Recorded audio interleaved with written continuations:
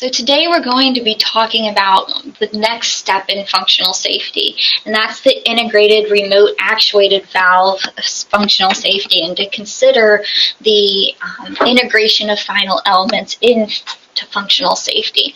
And that's what we're going to be mostly talking about today. For those of you that may be new or do not know me yet, my name is Loren Stewart. I work here at Exida for the last 7 years now. I work with a lot of our mechanical customers, and I see a lot of the need for this integrated final element, not only the certification, but just the considerance of it. I also do a lot of the webinars and are one of the instructors at our Exida Academy as well. So I do a little bit of everything around here. Today we're going to focus, as I said, on those integrated final elements. People that work out on the field, people that are using these equipment, know that there can be problems, especially with our final elements out of the field. They have researched it and they've looked at to why these are happening. And a lot of errors, a lot of these issues develop because there are errors in the final element design or final element testing. Even if there is a great engineering process,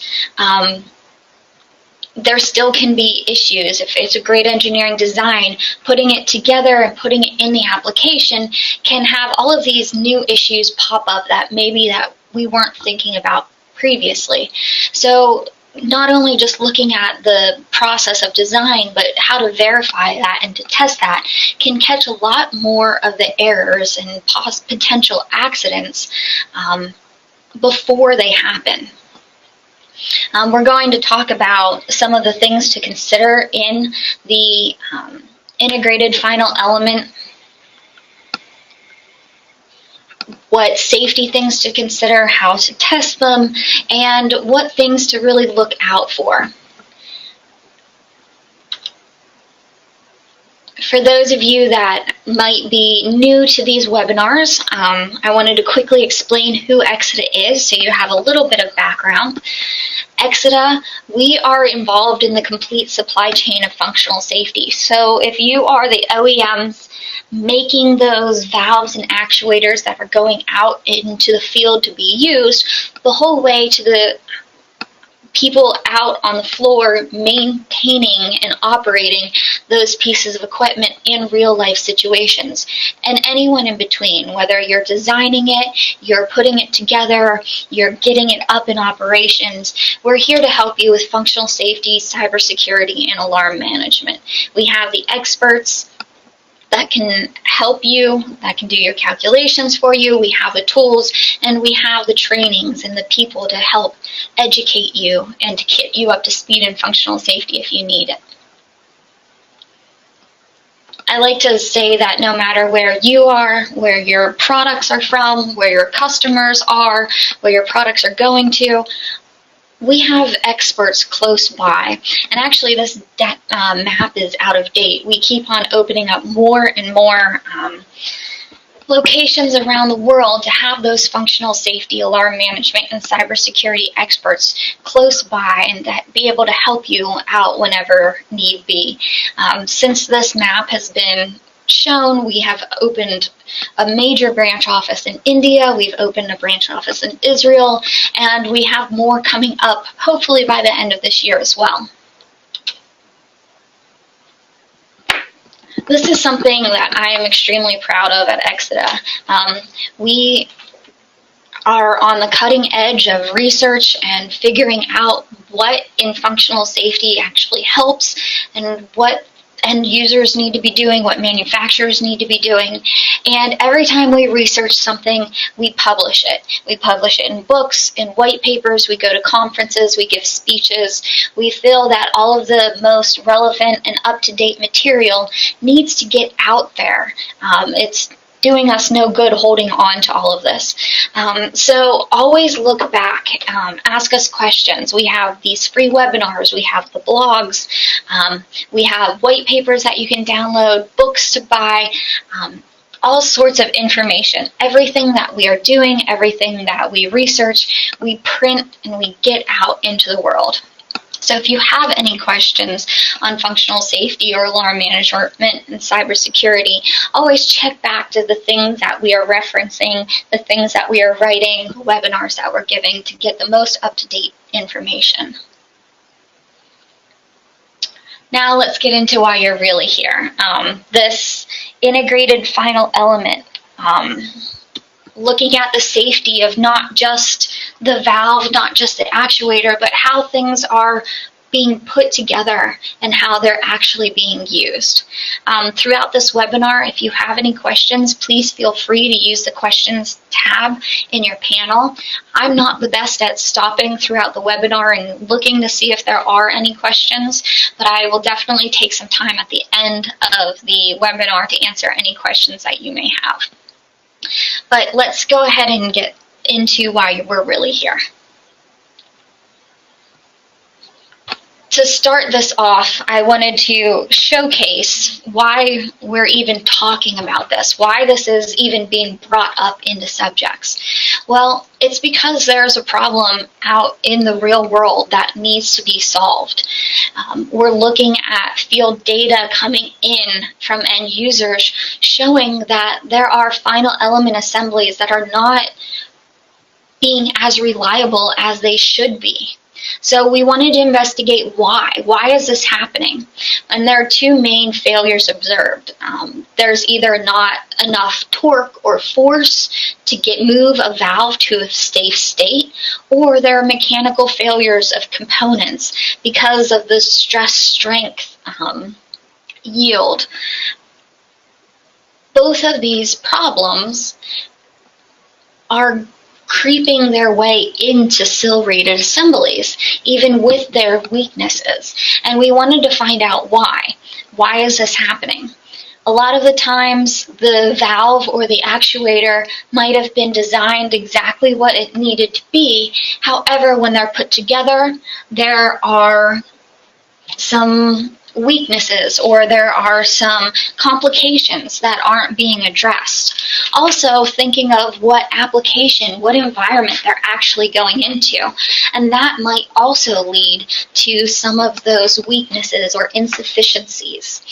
That looking at each of the components individually, those problems did not arise, they didn't show themselves.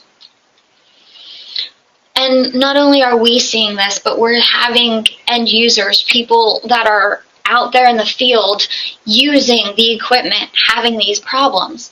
They know that things have limitations, but they were expecting, if this is a SIL certified device, if this is something that's being out there certified, published, and this information, this gaps, these insufficiencies are still creeping into SIF and SIS designs. So we wanted to break it down and really look at why this is happening. And we were able to find out, keep asking why. Well, there is either some reliability criteria that are not met, whether it's not having the information in the safety manual, not having valid failure rates, not proof testing or doing poor proof testing, or not having it maintained. We looked into why the valve would fail to move, why the performance criteria was not necessarily met, and even mechanical failures. But all of these whys, all of these conditions were leading to fails and dangerous failures in the final element design. Now, you may say that, well, the safety standards should be covering this. This is where these IEC standards come into play, right? Well, IEC 61508, that's mostly for the product manufacturers. You're going to have your valve and your actuator manufacturer designing to that performance-based standard.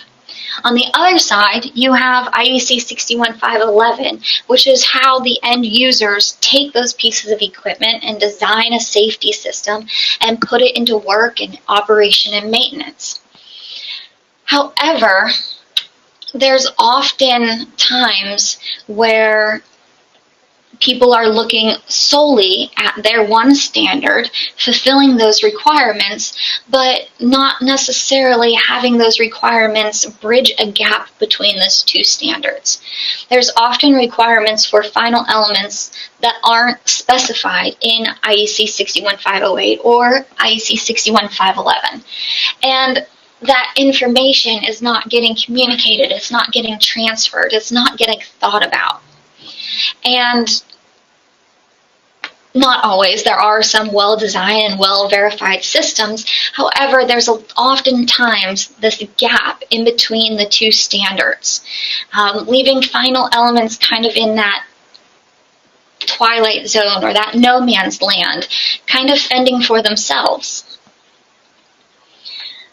Our approach here at Exida is that integration of the final elements, that putting together that valve and actuator, seeing how they work together as a system, putting it in the application, how it's actually going to be used, putting it in the environment, needs to be considered just as rigorously as looking at the individual pieces per IEC 61508. Oftentimes we see people concentrating on the main device certification, that valve, that actuator certification, and completely ignoring how they work together as a system or how they come together as integration.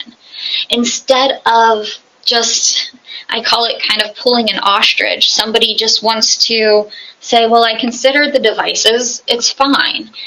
Put it in my system, put my head in the sand, and hope that everything works together. Instead, looking at how they work together needs to be looked at as rigorously as each individual device. As I said before, that integration of final elements kind of falls in that no man's land. You have your OEMs designing each of their process per IEC 61508, and your end users putting them together per IEC 61511. However, the final element assembly, that integration, could be looked at from multiple points of view.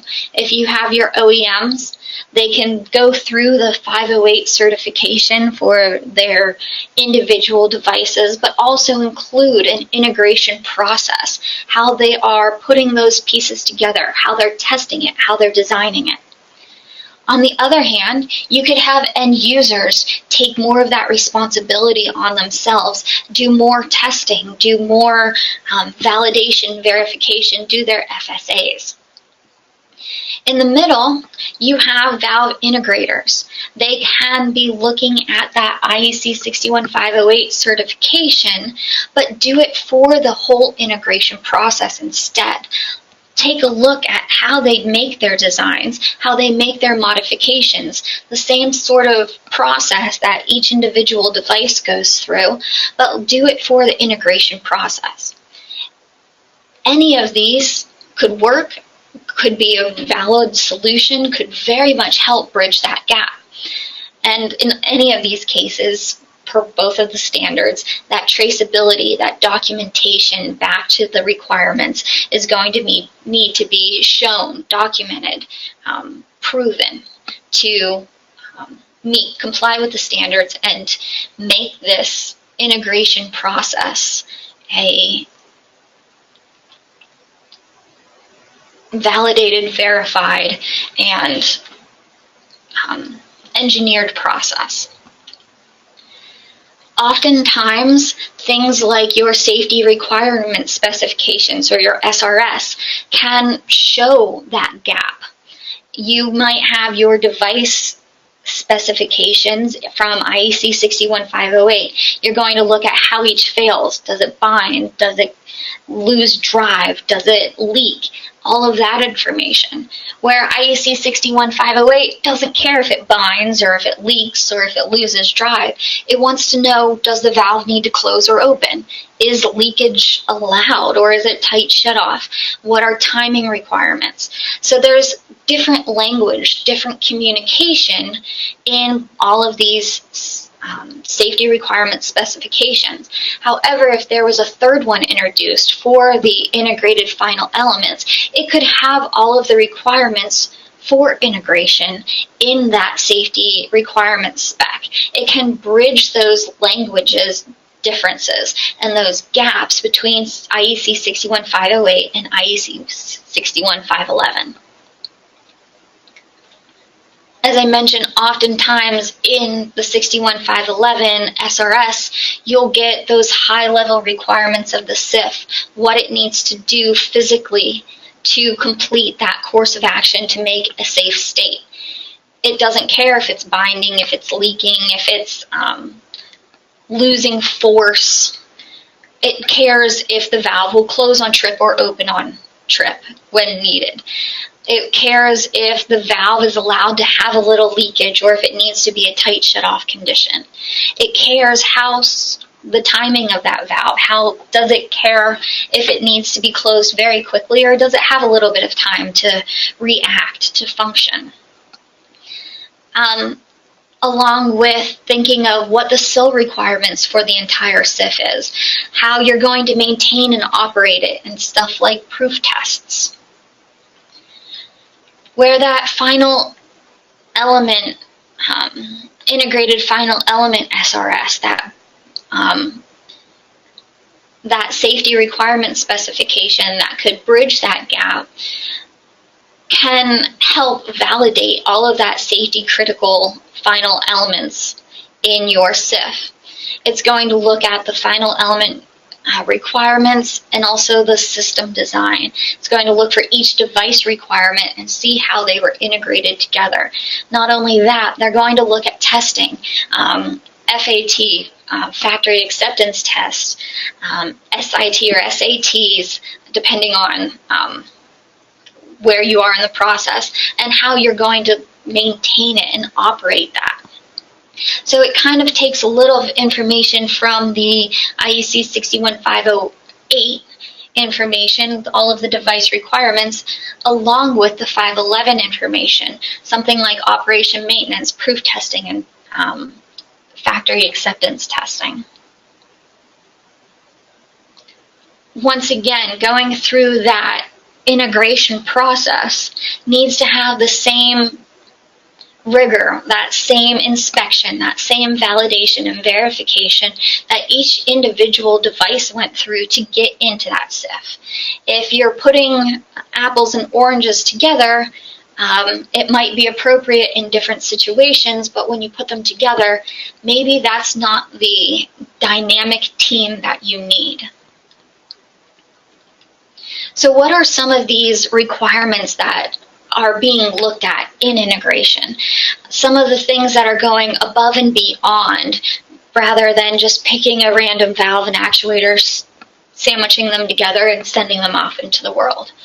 There are things like looking into the individual design of the integration, the proper sizing of the actuator, sizing of torque, running and brake-free torque, looking at how the things are actually mounted together, couplings, brackets. Is it something that you're just putting a scrap of sheet metal, pulling it off the side, welding it on and sending it out, or are these actually designed for this application, for this system? Also looking at the system diagnostics. Does the system provide all of the diagnostics that need for that to be claimed for that SIL? I mentioned earlier torque requirements, but that's a big one. There's multiple different torques that need to be addressed and looked at instead of just the regular sizing. Yes, the design dependent and that size torque, the friction-based torque, is very important. However, there's others that play a role. Something like the time-dependent torque, something like stiction. If this valve doesn't move for a long period of time, does that bond continue to grow to a point where when it needs to be used, it can't? And also, any integration torque requirements need to be considered instead of just throwing two devices together and sending it off. Then the integration itself is looked at, looking at shop procedures and instructions, looking at test plans, seeing if there's pass or fail criteria on the test plan, making sure everybody knows what is acceptable and what's not, looking at the proper fixtures on how to test them, how to make sure you're actually testing what you need to be testing, and the importance of it. After we look at the design of the integration and how it's integrated itself, then we're going to enter that FAT, that verification and validation of your integrated final elements. When you're looking at device validation, it's going to be, or IFE validation, it's going to be the same process as each individual device validation.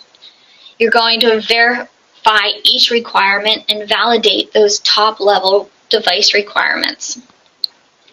When it comes to verification, you're going to look at the three major barriers or those hurdles to overcome with IEC 61508 and 511. That would be your random failures, your PFD average or PFH, your architectural constraints such as your hardware fault tolerance, Route 1H, Route 2H, and then finally your systematic capability. You're going to want to make sure that all of the devices and the integration together passes each of these barriers to verify the safety and the compliance with the standards of your products. When we look at verification, we looked at all components that are part of the assembly, and all of those components need to be included in that SIL calculation. Often people are going through the verification and looking at only each individual devices. However, there are things, hidden dangers that are more than just laying in each individual device. When you're doing a whole verification, you look at the devices individually, but also how they work together, how they are put together, their coupling, their brackets, their mounting, feedback switches. All of that is going to go into your verification, making sure that each one of those pieces was designed for and working in the application and environment that you need it to. Often when we look at verification and validation planning, we go back and review the safety requirement specs, those SRS. We go back and review the design and all of the device requirements to make sure that all of those very important pieces of information are still being thought about, still being tested, still being analyzed. As I said, after we go through that, we're going to go through integration. Then we're going to look at how it's actually being put into that operation, into that application, into that environment. And then also think of how you're going to maintain that, how you're going to operate and maintenance it. Are you going to have proof tests? How often? How rigorous are your proof tests? All of that goes into your SIL calculations and make a difference.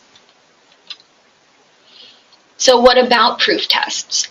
Proof tests are an extremely important part of the management of functional safety in your both devices, but in your entire system. It's an activity that's required by all of the functional safety standards, and more end users are implementing proof tests. There's often confusion on what to be counted as a proof test, what to be covered in as a proof test, what all can be claimed. However, The standard talks about that proof test being a test to show any dangerous or hidden failures in the system. If you find those dangerous and hidden failures in the system, being able to repair it or to restore it as close to an as new condition as possible. And thinking of that definition, just figuring out what hidden dangers there are, there's different proof tests along with associated proof test coverage that can be considered. You can do everything from a partial valve stroke test where you only move 5 or 10% of the valve just to prove that those bonds, that stiction bonds, are broken, that it actually can respond to if needed. The whole way through being a full valve stroke test, going 100% of the way at operating conditions, looking at a leak test. Now we know that not all of these proof tests are available even in every SIF. There are some conditions where there is no possible way you can do a full valve stroke test at operating conditions. We understand that. But each proof test will have a different proof test coverage and a different amount of those hidden dangerous failures kind of laying in there that will be found. And those proof tests, the different levels, the different effectiveness, can not only affect your SIF, but it can affect things in those 3 barriers, like the PFD average, including the mission time, and how long your SIF is going to be available and running. Another thing to consider with integration is the failure rates of each of those individual devices. Well, first of all, look at where those failure rates are coming from. Make sure they're going to be valid failure rates and that they're detailed. Make sure they're in the same application, that you're doing an apples to apples comparison. Is it the same type of process? Is it the same environment? Or are you considering failure rates in a cabinet mounted protected environment inside a plant compared to a failure rate from a mile below the ocean in the North Sea? There's multiple sources to get your failure rates from depending on your application and your environment. There are things like the ARITA handbooks if you are offshore.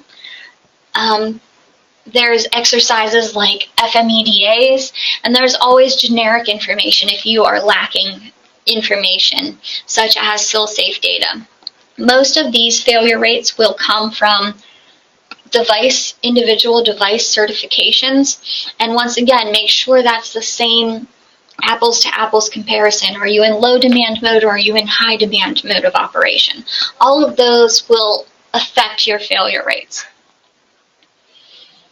When we look at the final element integration systems together, when we are considering the torque, the design, the extra testing, all of that, we have shown that those best-in-class design, those people that are considering the integration as much as they're considering each device, will actually, depending on application review, depending on environment review, can actually have lower failure rates.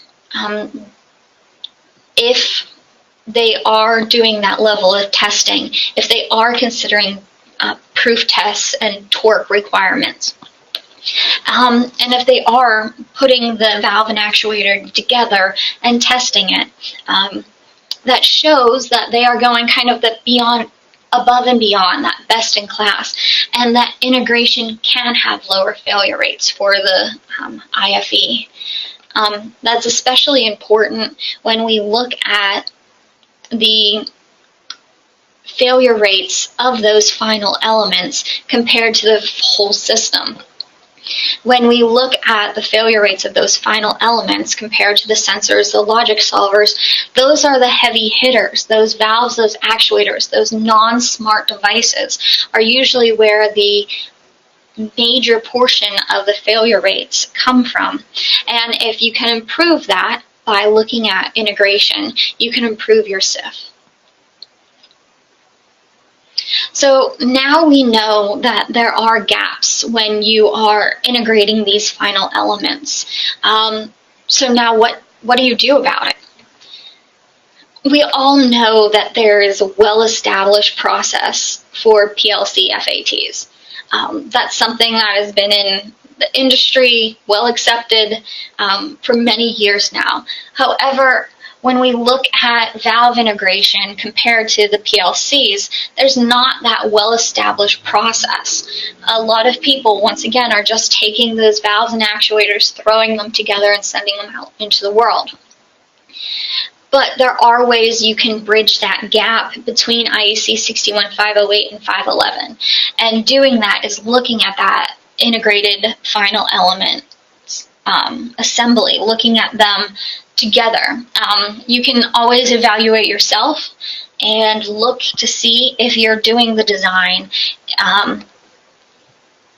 if you're looking at how the torque is being handled, the proof test, all of that information. Or you can go to a third party to have kind of that fresh set of eyes, that unbiased opinion, letting you know if there are any gaps or if you're actually bridging that gap in between the two standards. Exida is offering some services to help bridge that gap for our customers. We saw a need and different levels of need from our different customers. So we're trying to help in different ways where it's needed. Some of our customers only need a SIL verification to look at the different devices, to put them together, run some calculations, and let them know how those devices will work together from a functional safety point of view. The whole way through, looking at the integrated test process, looking at how they are doing their designs, how they are doing their modifications, how they are doing their testing, and actually have a certificate for that integration, just as they would have a certificate for the valve or the actuator themselves. We also have HIPS type approval for all of those HIPS systems that are getting involved now. And then finally, we have a certification that kind of looks at everything. We take that certification for the integrated final elements to look at how they're doing their integration, but we can add on things. One of the things that we can add on is an SRA, or Safety Reliability Analysis. That's a look at a detailed look at the breakdown on a specific part that was designed directly for some special operation. Do you have a special spring or a special O-ring that is just for that application? Is there a reason it was designed that way or over-designed to help with some application or process? We can dive into that information, look at how that is affecting each device individually, but also the devices as an integrated pair. And then finally, we can look at kind of the entire package, looking at how it's integrated, looking at that detailed component analysis, and also looking at the application, looking at what the environment, what the process is going to be in this direct operation, and show how you once again went above and beyond just regular picking and choosing random components and putting them together. How you did a whole applications analysis. This is proving to your customers, proving to the end users that you've considered a multiple different aspects of your design. If you want more information on final elements or integrated final elements, we published a book last year all about final elements, all about the two standards and functional safety. And